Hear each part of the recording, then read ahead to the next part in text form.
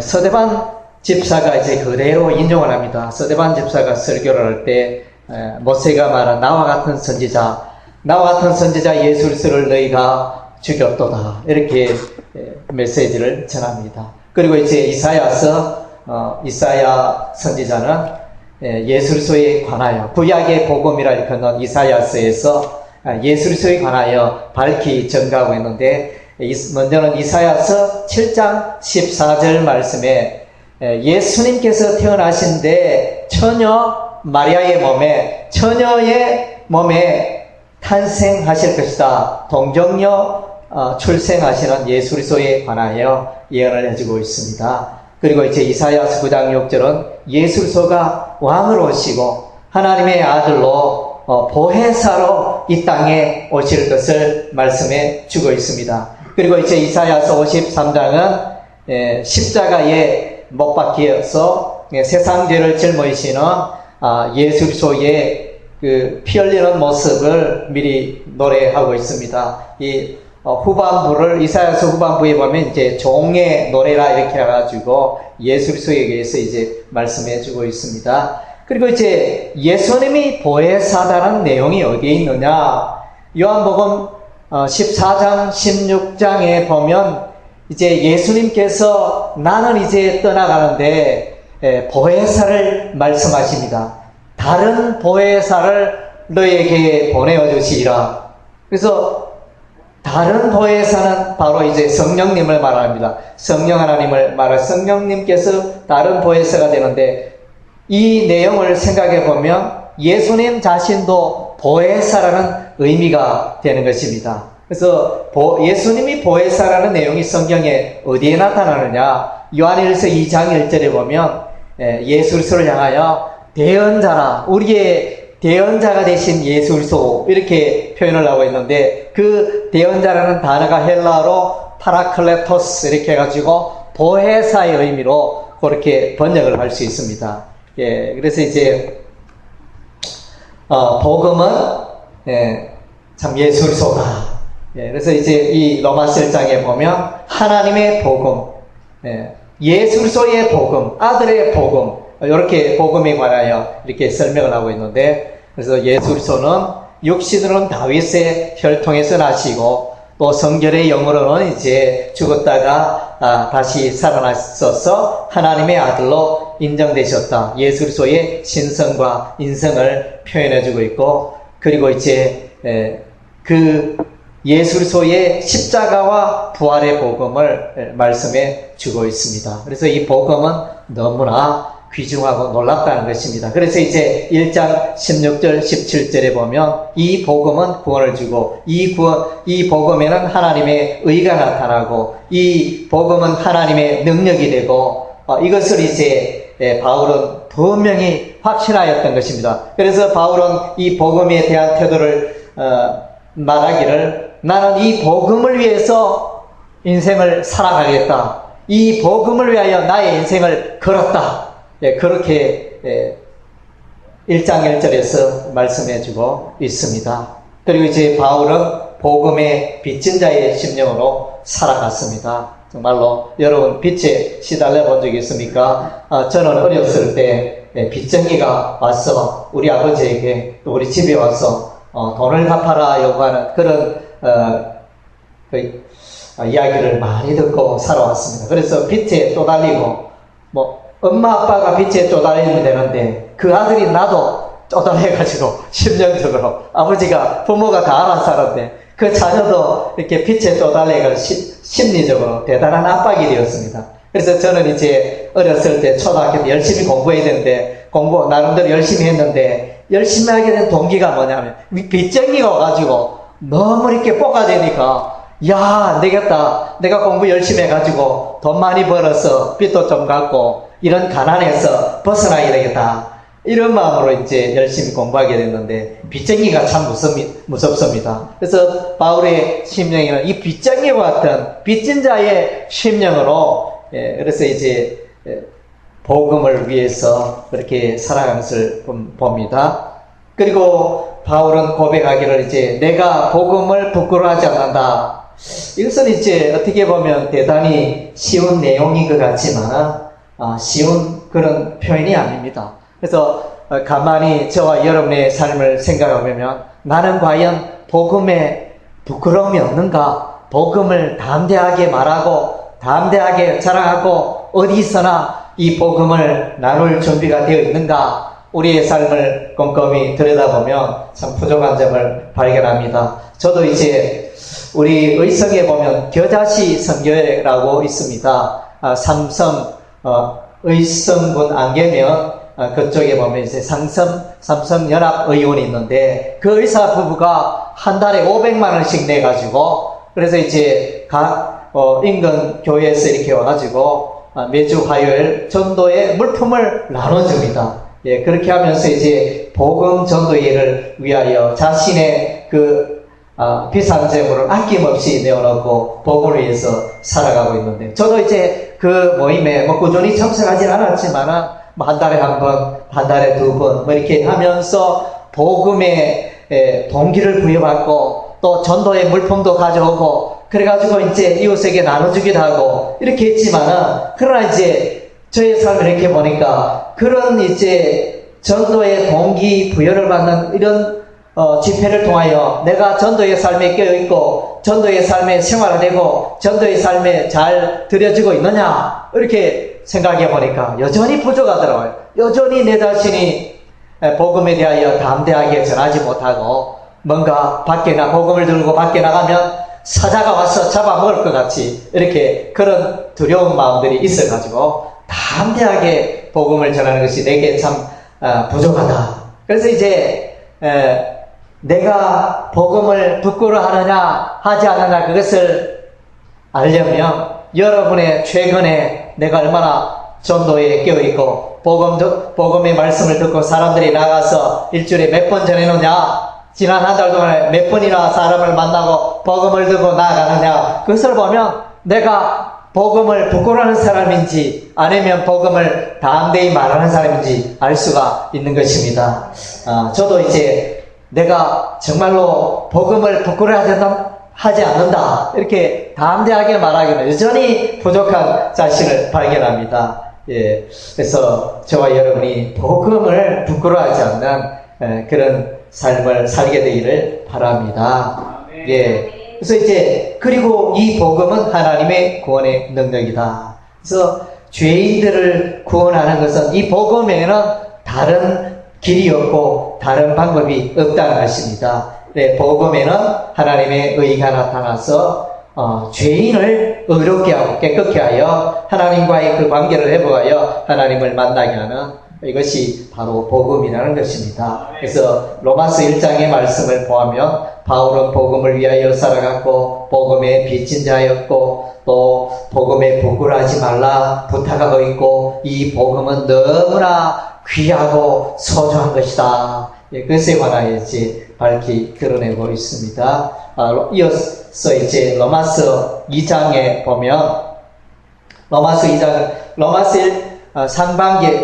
1장의 상반기에는 이제 예술서와 복음에 대해서 말씀해주고 후반기에는 이제 죄인들, 이 복음이 필요한 세상, 복음이 필요한 죄인들을 열거하고 있으면서 로마서 2장에 와서는 이제 유대인들도 역시 동일하게 죄인이다. 유대인들은 아브라함이 그들의 조상이고 유대인들에는 이제 신구약 성경의 말씀이 있고 유대인들은 좋은 또 전통이 있고 예루살렘의 성전이 있고 그러하지만 유대인들도 역시 죄 가운데 타락하고 오염되고 이방 사람들과 다를 바 없는 존재다.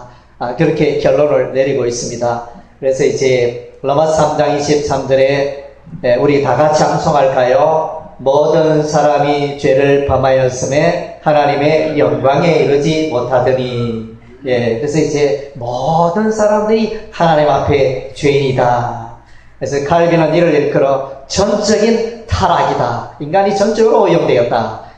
에레미야서 17장 9절에는 이제 에레미야 선지자가 이 세상에서 가장 부패한 것은 사람의 마음이다.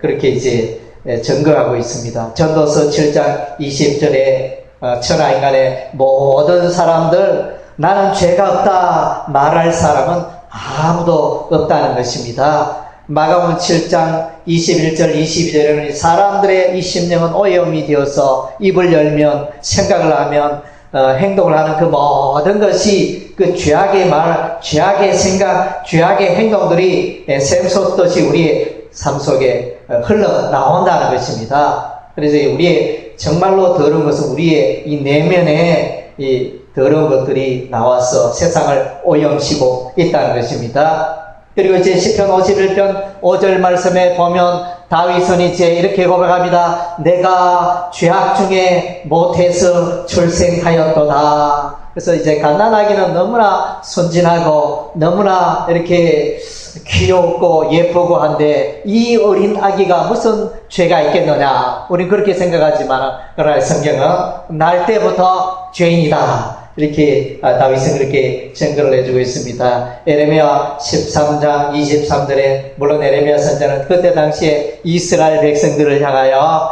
그렇게 전가하는 선포하는 내용이지만은 정말로 너희의 삶은 소망이 없다. 너희가 정말로 죄악에서 돌이키고 하나님께로 돌아와야 할 텐데 그러한 삶에 내가 조금도 가능성을 발견할 수 없다. 아프리카 구소인의 그 피부를 하얗게 할 수 있다면, 표범의 그 얼룩덜럭한 그 가죽을 또 이렇게 깨끗하게 할 수 있다면, 너희가, 악에 익숙한 너희가 선을 행할 수 있으리라. 에레미야 선지자는 그렇게 말했습니다. 그러니까 타락되고 오염된 이 인간을 아무리 윤리 도덕으로 대학원을 나오고 석박사가 되고 이렇게 윤리 교육을 배워도 안 된다는 것입니다. 그래서 이제 우리 인간은 이방 사람들로 오염되어 있고 유대인들도 오염되어 있고 그래서 로마서 1장에도 죄악의 목록을 열거하고 있는데 대표적인 그 죄가 이제 우상숭배, 여호와 하나님을 떠나서 다른 우상을 섬기는 그런 죄입니다. 그리고 이제 하나님의 창조 질서를 벗어나서 성적으로 가늠하고 성적으로 동성애를 하고 그런 창조 질서를 파괴하는 이런 죄에 대해서 말씀해주고 있습니다. 그리고 육신의 정욕, 탐욕, 육신의 그 욕망대로 인생을 살아가다 보니 하나님을 떠나서 죄 가운데 살고 있다. 이렇게 말씀해 주시겠습니다. 유대인들의 이 죄악의 대표적인 특징은 그들이 지식으로는 하나님과 또 율법과 성경에 관한 지식이 있지만 삶은 여전히 죄 가운데 머물러 있었습니다. 이를 일컬어 이중적인 삶이다. 너희가 이중적인 삶을 살고 있구나. 너희가 종교적인 삶을 살고 있구나. 너희가 외식하는 삶을 살고 있구나. 그래서 이제 너희가 도둑질 하지 말라 가르치는 너희가 도둑질 하느냐. 가늠하지 말라 가르치는 너희가 가늠하느냐. 그래서 이제 사람들에게 교인들에게 열심히 하나님의 말씀을 가르치지만 정작 자기 자신에 대해서는 가르치지 않는다는 것입니다. 그래서 자기 자신을 하나님의 말씀에 순종하도록 돌아보고 순종하는 자기 자신을 가르치는 이런 일에는 이제 너무나 미련하고 순종하지 않는 이런 이제 모순적인 유대인의 삶을 로마서 2장에서 말씀해 주고 있습니다. 로마서 3장에는 이제 이와 같이 인간의 의로는 소망이 없다. 인간의 율법의 행위로는 도저히 하나님의 의에 이룰 수 없다. 그래서 이제 하나님께서 율법 외에 하나님의 한 의를 나타내 보여주셨다 그랬습니다. 그래서 이제 율법 외에 이 하나님의 의로 말미암아 구원을 얻는 길이 우리에게 열려져 있다는 것입니다. 그래서 이 하나님의 율법의 말씀을 무시하고 살아가는 자들에게는 이제 소망이 없는 것입니다. 그들은 구원에 이를 수가 없는 것입니다.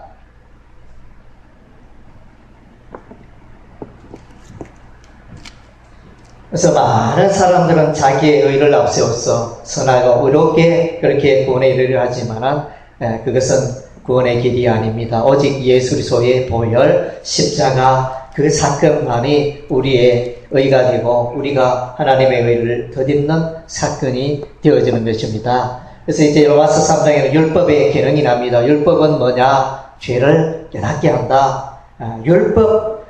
율법의 기능은 이제 모든 사람들, 세상 모든 사람들을 하나님의 심판 아래 머물게 하는, 하나님의 저주 아래 머물게 하는 이런 역할을 하면서, 그리고 이제 한편으로는 이 율법의 순기능은 이제 사람들로 하여금 메시아 예수 그리스도를 바라보게 한다는 것입니다. 초동 교사가 되어서 이 율법은 사람들을, 죄인들을 예수 그리스도께로 인도하는 이런 역할을 하고 있다는 것입니다.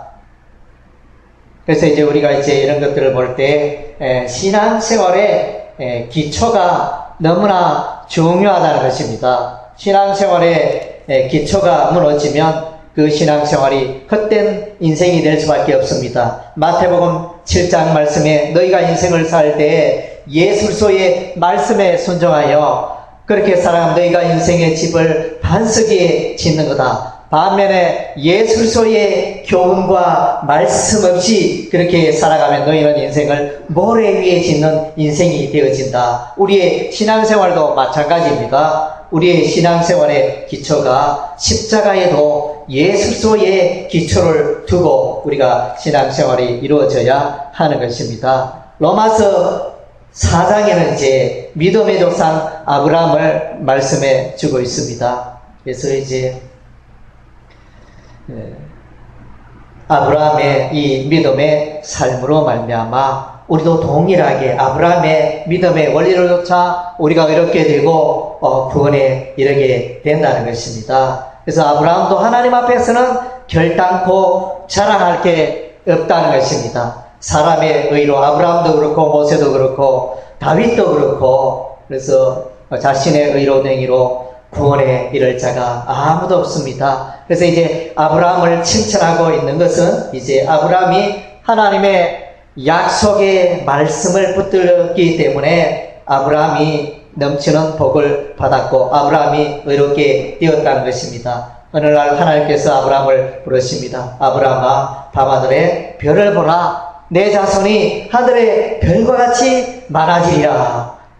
그렇게 약속해 주셨습니다. 그랬을 때 아브라함은 그것을 불신하지 않고 그대로 하나님의 약속을 믿었습니다. 지금은 이제 경수가 끊겼고, 지금은 생리가 끊기고, 지금은 자녀를 출산할 수 있는 그런 환경이 전혀 되지 않고 불가능하지만, 그러나 하나님께서 약속하셨기 때문에 그대로 될 줄로 믿습니다. 하나님의 그 약속의 말씀을 믿었더니 하나님께서 아브라함의 그 믿음을 의로 여기셨다.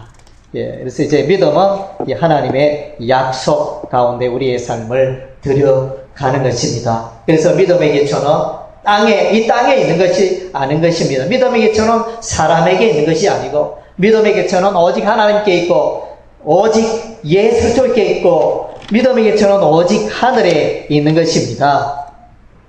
할렐루야.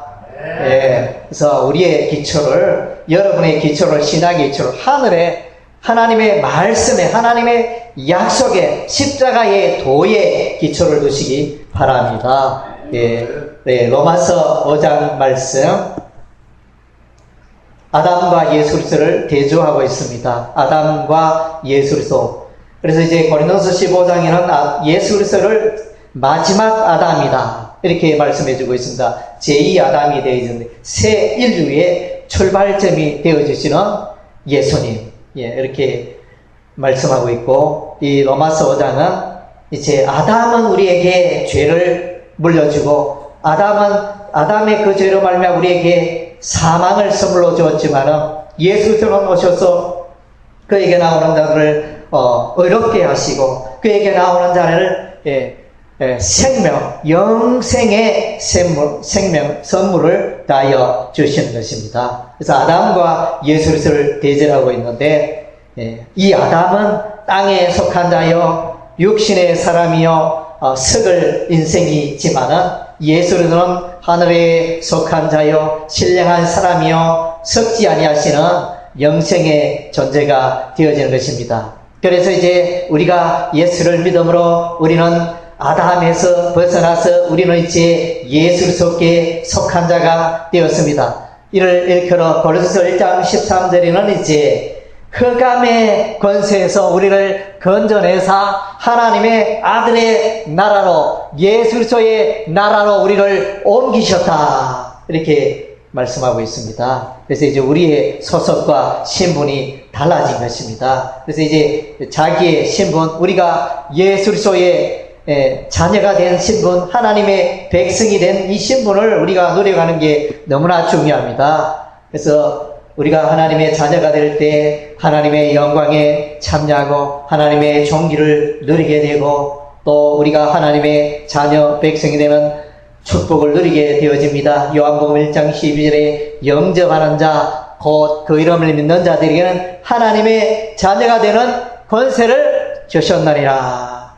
그리고 이제 우리가 하나님의 자녀가 되었으니까 옛사람을 벗어버리고 새사람을 입고 우리가 살아가는 것입니다. 베드로전서 2장 9절은 이제 우리를 걸어 왕같은 제사장이라 이렇게 존귀한 존재로 우리를 말씀해 주고 있습니다.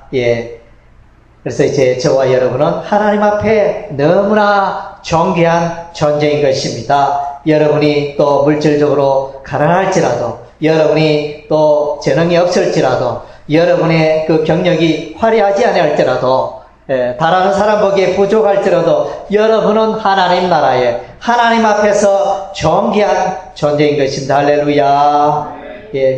그리고 이제 로마서 6장에는 이제 성화의 삶에 관하여 말씀해 주고 있습니다. 1장에서 5장은 주로 이제 구원의 원리, 율법이 아니라, 율법의 행위가 아니라 우리가 예수 그리스도를 믿음으로 십자가의 도로 구원에 이른다. 이 신칭에 관하여 말씀하고 있다면 6장부터는 이제 성화의 삶에 대해서 말씀해 주고 있습니다. 이 구원의 그 원리를 잘 보여주는 내용이 로마서 8장 30절의 말씀입니다. 하나님께서 창세전에 만세전에 저와 여러분을 예정하시고 선택하셨습니다.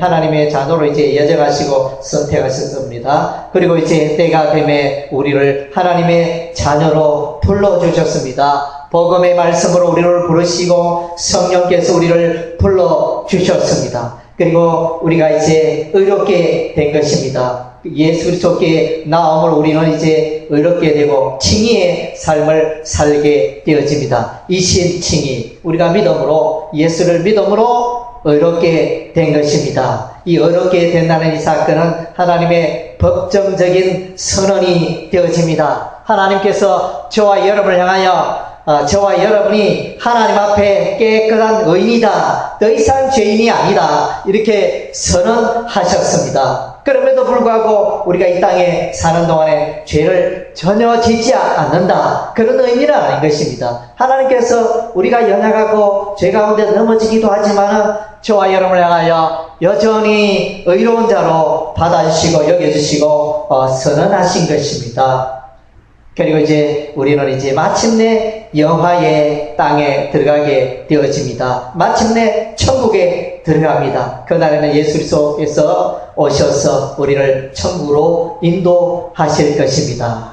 그래서 이제 이 구원에 관하여 로마서 8장 30절은 이 구원의 황금사슬이라 이렇게 표현하기도 합니다. 예정과 부르심과 칭의와 영화, 성화는 구체적으로 나타나 있지 않은 이제 성화는 칭의와 같은 의미로 이렇게 이해하기도 하는데, 그래서 이 구원의 단계, 구원의 여정, 이것이 이제 다 뗄래야 뗄 수 없이 연결 고리를 이루고 있는 것입니다.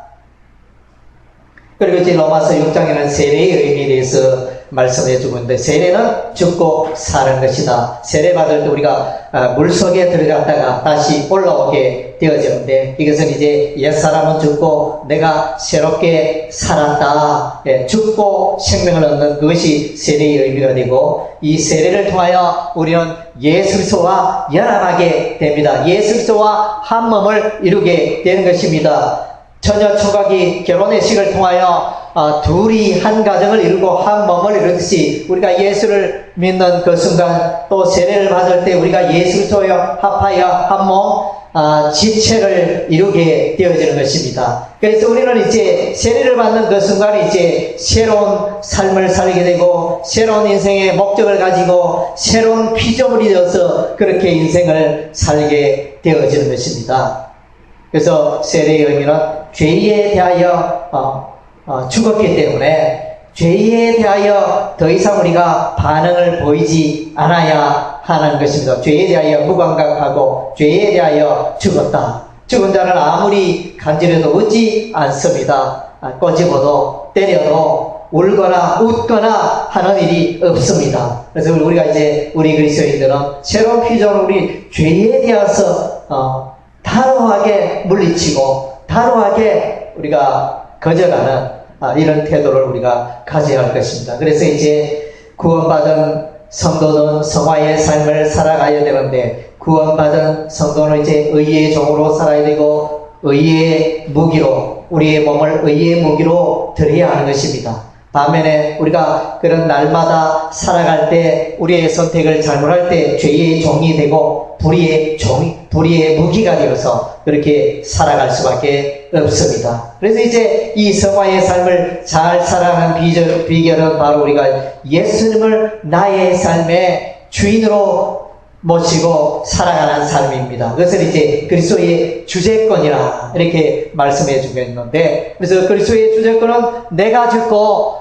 예수 그리스도가 사는 것을 말하는 것입니다. 내가 죽어야 됩니다. 공자가 죽어야 나라가 산다. 그래서 이제 유교가 죽어야 나라가 산다. 뭐 이런 이제 표현을 하는 사람들이 있는데, 우리나라가 살기 위해서는 유교적인 문화에서 벗어나고 그래야만이 우리 대한민국이 새로운 가치 체계를 가지고 살아갈 수 있다. 유교 문화가 장점도 있지만은 우리나라를 개혁되게 하고 더 선진 문화로 나아가는데 걸림돌이 된다. 이렇게 해석하는 자들이 있습니다. 그래서 이제 우리가 마찬가지로 우리가 하나님의 나라로 들어가고 하나님 나라의 풍성함을 누려가기 위해서는 이제 나를 죽여야 하는 것입니다. 자기를 부인하고 날마다 나를 십자가에 못 박고 예수 그리스도가 나의 삶의 주인이 되게 하는 예수 그리스도가 나의 삶의 왕이 되게 하는 이런 일을 우리가 해야 하는 것입니다. 갈라디아서 2장 20절 우리 다 같이 암송하겠습니다. 내가 그리스도와 함께 십자가에 못 박혔나니 그런즉 이제는 내가 산 것이 아니요 오직 내 안에 그리스도께서 사신 것이라. 이제 내가 육체 가운데 사는 것은 나를 사랑하사 나를 위하여 자기 몸을 버리신 하나님의 아들을 믿는 믿음 안에서 사는 것이라. 그래서 내가 죽고 예수님 만나는 순간, 내가 십자가 앞에 나아가는 순간 내가 죽고 예수님이 살게 되고 예수님이 내 인생의 주인이 되는 사건이 일어나게 되어진다는 것입니다. 로마서 14장 8절 9절에 보면 내가 죽고 예수님이 주인이고, 빌립보서 1장 20절 내가 죽고 예수가 존귀케 되어지는 이런 삶을 우리가 살아가야 하는 것입니다. 로마서 7장 말씀은 이제 그 흐름에 어떤 그 반전이 일어납니다. 흐름에 갈등의 사건이 일어납니다. 무엇입니까? 두 세력이 충돌합니다.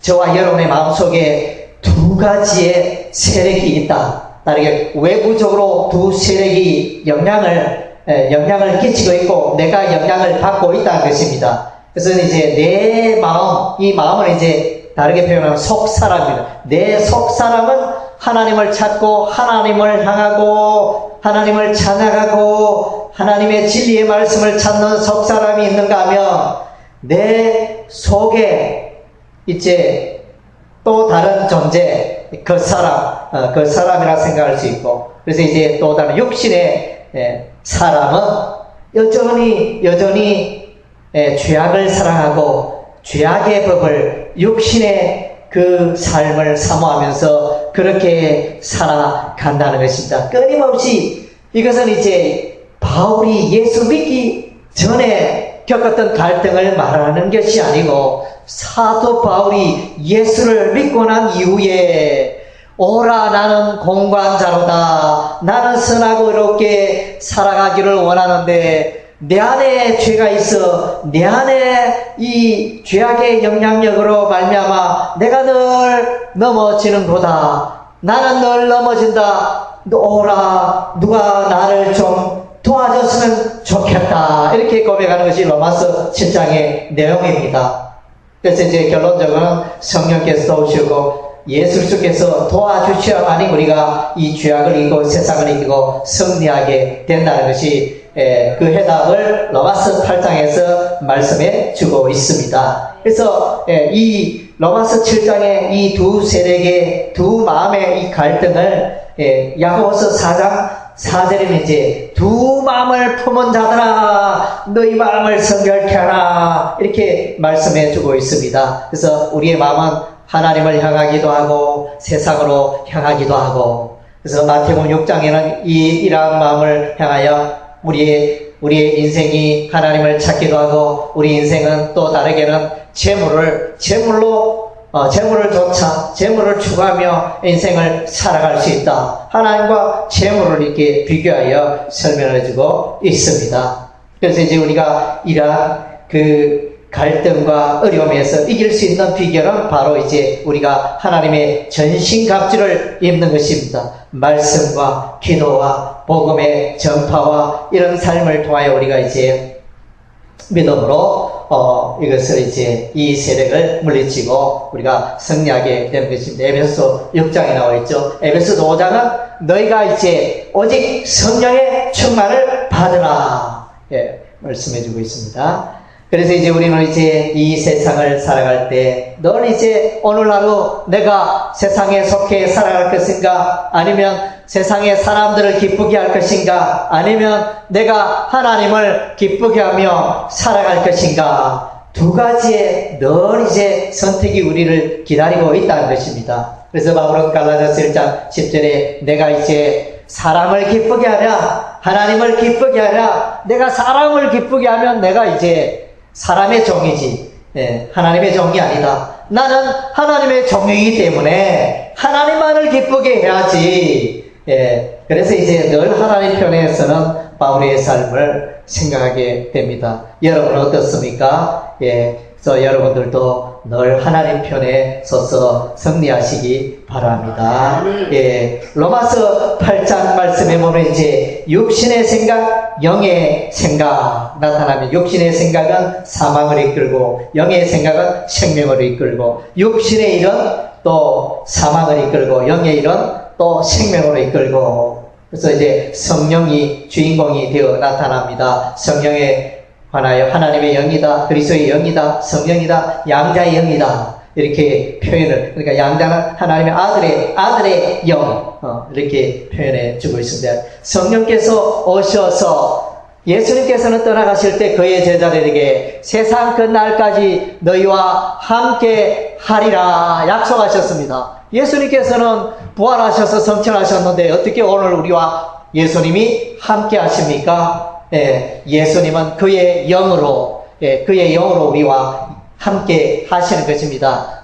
사도행전 16장인가 거기서 보면 예수 그리스도의 영이라 그랬습니다. 성령을 일컬어 예수의 영이라 그랬습니다. 그래서 이제 예수님은 영으로 오늘 우리와 함께 하시는 것입니다. 그래서 성령님을 의지할 때 우리는 죄악의 생각, 욕심의 일, 욕심의 정욕, 욕망 이 모든 것을 물리치고 우리가 승리하는 삶을 살게 되어지는 것입니다. 그리고 이제 로마서 8장에는 이제 삼위일체 하나님의 사역이 등장합니다. 성령 하나님이 27절에서 우리를 기도하시고 33절에 보면 하나님께서 우리를 만세전에 우리를 택하셨고 또 34절에는 예수 그리스도께서 그의 피값으로 산 우리를 위하여 기도하신다. 하나님 보좌 우편에서 우리를 위하여 기도하신다. 그래서 뭡니까? 삼위일체 하나님의 사역이 되어집니다. 삼위일체 하나님이 우리를 붙들고 계시는 것입니다. 전도서 말씀에 삼겹줄은 결코 끊어지지 아니한다. 실은 가느지만은 실이 100개가 되고 이 렉해가 되면 끊을 수가 없습니다. 그런 것처럼 하나님께서 성부 하나님도 우리를 붙드시고 성령 하나님도 우리를 붙드시고 성자 하나님도 우리를 붙드시니 우리의 승리는 완전한 것입니다. 우리의 승리는 실패가 없습니다. 그래서 이제 우리는 이제 이렇게 노래해야 됩니다. 이렇게 외쳐야 합니다. 31절에 누가 우리를 대적하리요? 한번 하겠습니다. 누가 우리를 대적하리요? 누가 우리를 대적하리요? 누가 능히 하나님께서 택하신 자들을 고발하리요? 누가 능히 하나님께서 택하신 자들을 고발하리요? 누가 정죄하리요? 누가 정죄하리요? 누가 우리를 그리스도의 사랑에서 끊으리요? 예, 그래서 이제 우리의 구원은 너무나 확실하고 완전하다는 것입니다. 그럼에도 오늘날 많은 사람들은 이렇게 로마서가 갈라디아서 말씀이 밝히 예수 믿는 것은 우리가 그 구원은 너무나 확실하다. 믿음으로 구원에 이르는데 밝히 증거하고 있음에도 불구하고 그것을 던져버리고 안절부절하고 요동하는 그것을 볼 때 너무나 안타까운 일이 아닐 수가 없습니다. 예, 로마서 9장 말씀에 보면 이삭과 이스마엘이 등장하고 야곱과 예서가 등장합니다. 그래서 이제 로마서 9장에서 말씀하고 있는 우리의 구원, 하나님의 백성의 특징은 혈통으로 되는 게 아니다. 요한복음 1장 12절에도 예수를 영접할 때 하나님의 자녀가 되는데 우선 혈통으로 되는 게 아니고 엄마 아빠가 예수 잘 믿으니 그 자녀도 저절로 자동으로 예수 잘 믿고 구원받는다, 이것이 아니라는 것입니다. 아브라함이 우리의 혈통적으로 조상이기 때문에 나도 유대인인 나도 구원을 받을 것이다, 이렇게 해석을 하면 안 된다는 것입니다. 예, 그래서 믿음으로 하나님 편에 설 때 하나님의 약속, 하나님의 은혜로 택함 받은 자만이 구원에 이르게 된다는 것입니다. 이삭과 이스마엘은 똑같이 그들의 아버지는 아브라함입니다. 똑같은 아버지를 모시고 있지만은 이삭은 구원의 반열에 들어가지만 이스마엘은 구원의 반열에 속하지 못합니다. 야곱과 예서는 어떻습니까? 아버지도 똑같고, 어머니도 똑같고, 이삭과 리브가, 아버지 이삭, 어머니 리브가 똑같은데, 야곱과 에서는 리브가의 뱃속에 산둥이로 이렇게 출생했지 않습니까? 그럼에도 불구하고 이 두 산둥이 아들 중에 하나님께서 야곱은 택하시고 예수는 버리셨다. 이것을 표하여 하나님께서 야곱은 사랑하시고 예수는 미워하셨다, 이렇게 표현해주고 있습니다. 이것은 이제 하나님의 구원의 선택과 유기를 말해주고 있습니다. 택함 받은 백성이 있는가 하면 택함 받지 못한 백성이 있다는 것입니다. 그래서 이제 우리가 열심히 전도하지만은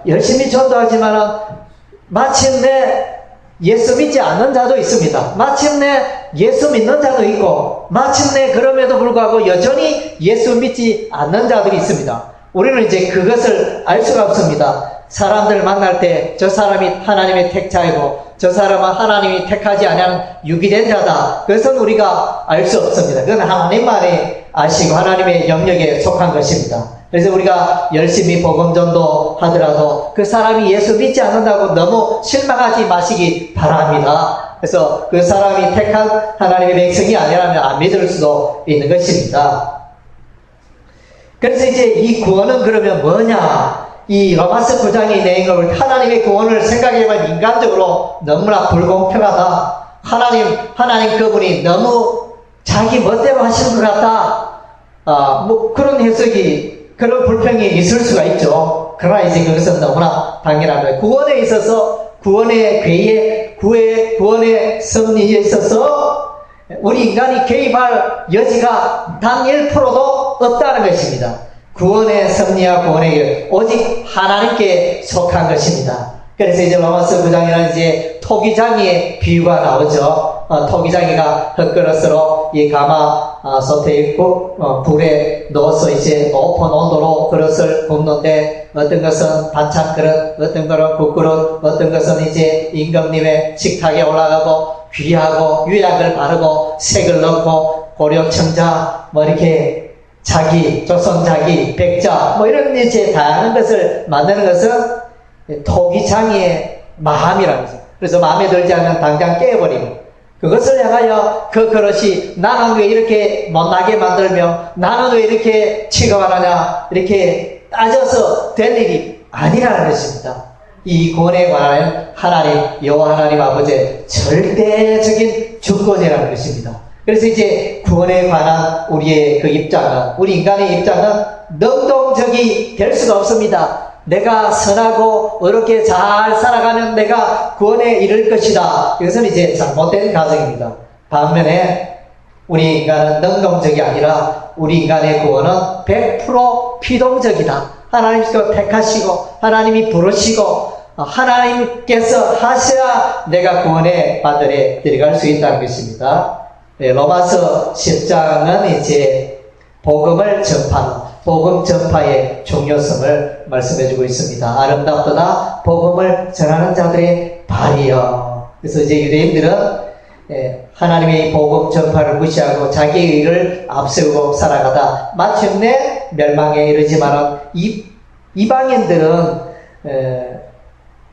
하나님을 향하여 그닥 열심은 별로 없었지만 믿음의 도 십자가의 도를 붙듦으로 하나님의 의에 들어가고 구원에 이르는 백성이 되어집니다. 그래서 이제 로마서 10장은 복음 전파의 중요성을 말하는데 그래서 복음을 전파하지 않으면 사람들이 어떻게 예수를 믿을 수 있겠느냐 그것을 말씀하고 있습니다. 복음 전파의 중요성. 그래서 이제 사람들이 하나님의 부르심을 듣게 되어지는 것은 외적 부르심과 내적 부르심이 있습니다. 외적 부르심은 이제 복음의 전파의 사건을 말합니다. 내적 부르심은 복음을 들었지만 성령께서 그 사람을 하여금 깨닫게 하는 거듭나게 하는 그런 성령의 그 역사가 있어야만 그 영혼이 거듭나고 하나님 백성이 될 수 있다는 것입니다. 로마서 11장에는 이제 이방인과 유대인을 대조하면서 그래서 유대인들이 하나님의 이 복음을 받지 않고 교만할 때 하나님께서 하나님의 이 복음이 오히려 낮아지고 겸손한 이방인들을 향하여 이 복음의 물길이 흘러 들어가서 이방인들이 회개하여 구원에 이르는 역사가 일어난다는 것입니다. 그래서 이방인들이 돌감람나무이지만 유대인들의 참감람나무 그래서 거기에 접붙임 받아서 구원의 대열에 참여한다는 내용이 되어집니다. 그래서 유대인들이 하나님의 복음을 받지 않고 예수를 십자가에 못 박으니 그래서 이제 이방인들이 오히려 은혜를 받고 이방인들의 충만한 숫자가 예수 믿게 되어집니다. 오늘 유대인들이 교만할 때 이 복음의 물결이 유럽으로 미국으로 또 이제 아시아로 이렇게 건너와서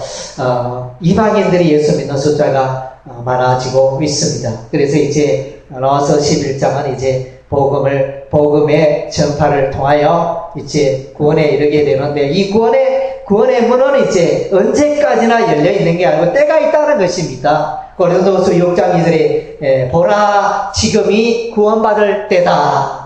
요한계시록 말씀에 보면 이제 나팔 재앙이 등장합니다. 나팔 재앙의 특징은 3분의 1만, 그래서 이제, 하늘의 재앙, 땅의 재앙, 바다의 재앙, 강호수의 재앙, 이런 이제 자연의 파괴 재앙이 일어날 때 3분의 1만 파괴되어집니다. 하나님께서 그렇게 하시는 이유가 뭐냐냐. 그런 자연의 파괴 사건을 통하여 사람들이 회개하여 주께로 돌아오라고 기회를 제공하는 것인데, 그러나 안타깝게도 성경 말씀에 계시록 말씀 나팔장의 이 순간에도 여전히 사람들은 불신자들은 회개하지 아니하고 하나님께로 돌아오지 않더라. 그것을 말씀해 주고 있습니다. 그래서 이제 창세기 6장 3절에 보면 이제 하나님께서 노아의 시대의 사람들 향해 너무나 화가 나셨습니다. 그래서 하나님께서 이제 120년 뒤에 내가 물러서 이 세상을 심판하리라 이렇게 하나님이 작정하십니다. 그래서 이제 120년간의 기간은 뭐냐? 하나님이 인내하시고 하나님께서 그의 하나님 형상을 닮은 인간들이 회개하고 주께로 돌아오는 그런 기다리는 기간입니다. 회개의 기간인데 사람들이 그것을 다 놓치고 마침내 노아의 나이 600세 때 하나님의 홍수 물심판이 임하게 되어집니다. 요 120년간에 대해서는 이제 해석이 좀 분분하죠. 노아가 여러분 몇 년 동안 방주를 만들었습니까? 흔히들 이제 120년 동안 노아가 방주를 만들었다 이렇게 해석을 하는데 이제 또 꼼꼼하게 연구하는 다른 분들은 이렇게 해석을 합니다. 아니다. 노아는 이제 500세에 셈과 함과 야벳 세 아들을 낳고 그들이 결혼하여 방주에 들어갔기 때문에 노아가 방주를 만든 사건은 100년을 넘지 못한다. 최소한 이 아들이 결혼했을 때 한 20년이 지나고 그래서 약 80년의 동안에 노아가 방주를 만들었을 것이다. 이렇게 해석하기도 합니다. 그래서 이제 그것은 이제 하나님께서 노아에게 방주를 만들라 이렇게 말한 그 사건이 보면 하나님께서 노아가 500세에 세 아들 셈과 함과 야벳을 낳는 그 언급하고 있는 성경 구절 이후에 하나님께서 노아에게 방주를 만들라 했기 때문에 그 500년과 600년 사이에 동안 노아가 방주를 만들었을 것이다. 이렇게 해석하기도 하는데 글쎄요, 제가 볼 때는 좀 이것이 맞는 것 같기도 하고 저것이 맞는 것 같기도 하고 그래서 셈과 함과 야벳이 태어나기 전부터 하나님께서 120년 후에 세상을 심판하리라 이렇게 작정하셨을 때 벌써 노아가 방주를 만들었을 수도 있고 그런 부분이 있습니다. 그래서 전통적으로 이제 120년간 노아가 방주를 만들었다. 이 120년의 세월은 이제 사람의 수명이 120년 동안만 될 것이다. 이것이 아니고 120년 세월이 지나면 하나님의 그 홍수 심판이 나타날 것이다. 그것이 120년이 되어지는 것입니다. 그래서 이제 우리가 짧은 시간이지만 우리가 로마서 1장에서 11장의 말씀을 돌아보면서 이 칭의의 복음, 구원의 원리, 로마서에 나타난 우리가 어떻게 구원을 얻고 어떻게 하나님의 백성이 되느냐, 하나님의 백성들을 하나님께서 예정하시고 부르시고 의롭게 하시고 또 거룩하게 하시고 또 영화롭게 하시는 이 구원의 여정 과정들이 이제 쭉 소개가 되어져 있습니다. 9장에서 11장까지는 유대인과 이방인을 비교하여 구원의 흐름이 어떻게 흘러가는가 그것에 대해서 말씀해 주고 있습니다. 그래서 이제 로마서의 이 복음을 확실히 붙들고 확신하고 가르치고 전파하고 이 또 영원 구원의 일에 또 기쁨과 확신 가운데 드려지는